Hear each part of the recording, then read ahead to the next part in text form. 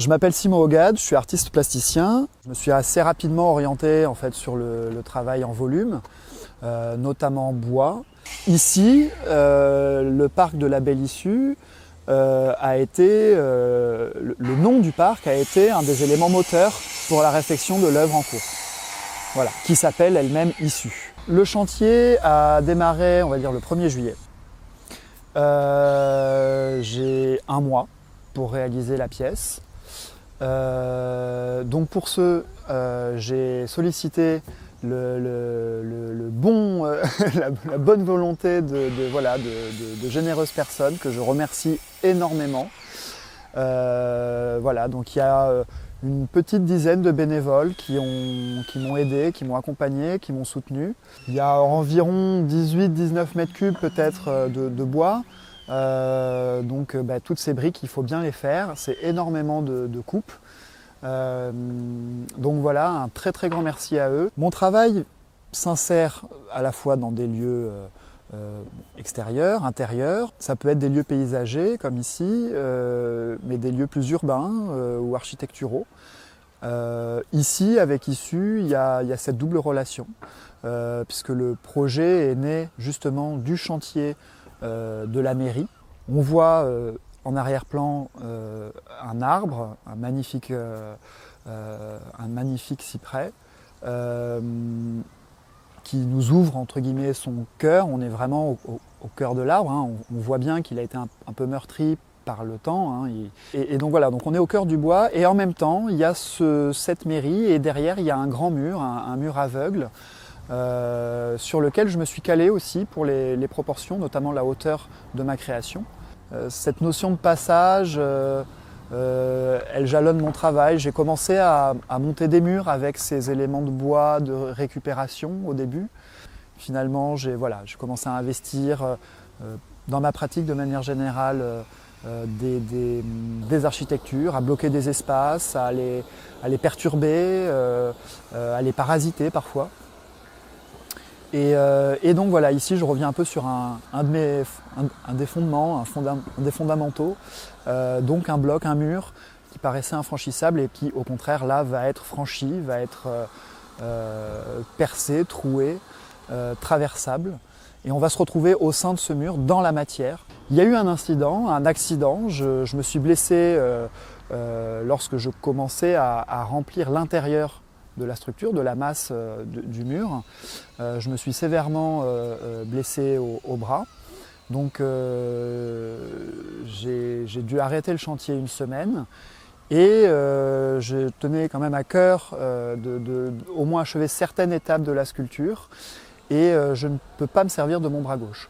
Donc j'ai sollicité un petit peu plus ces généreux bénévoles qui ont répondu présent et qui ont mis encore plus de cœur. Et là, voilà, là je les ai réellement investis sur les autres actions, qui n'étaient pas juste des petites mains pour le débit.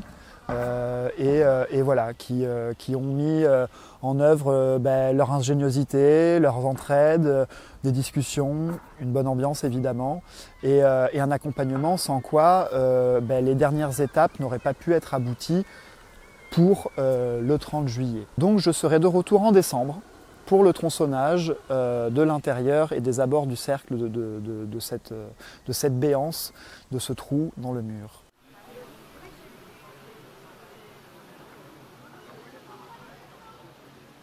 Je suis très heureux de voir cette œuvre qui va prendre sa place dans le parc, cette Issue.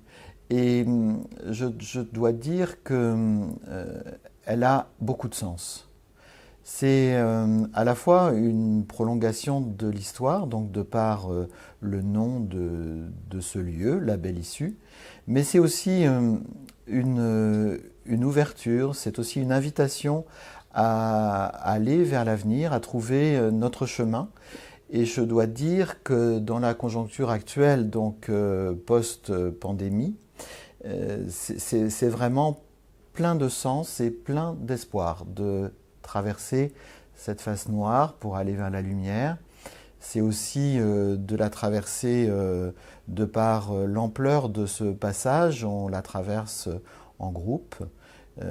Et alors c'est mon interprétation bien sûr, et chacun aura la sienne, mais j'espère très sincèrement que cette œuvre va être appréciée. Je remercie donc Simon Ogade et j'invite tous les habitants de Binic et Table-sur-Mer à venir passer, repasser et s'imprégner de cette œuvre.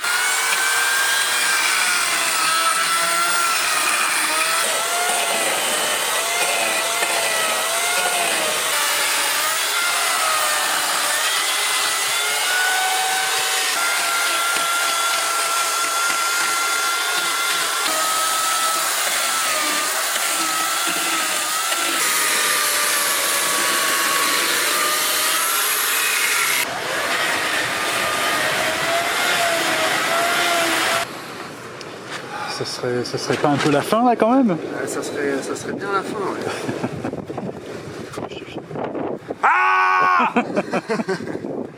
Ah ouais.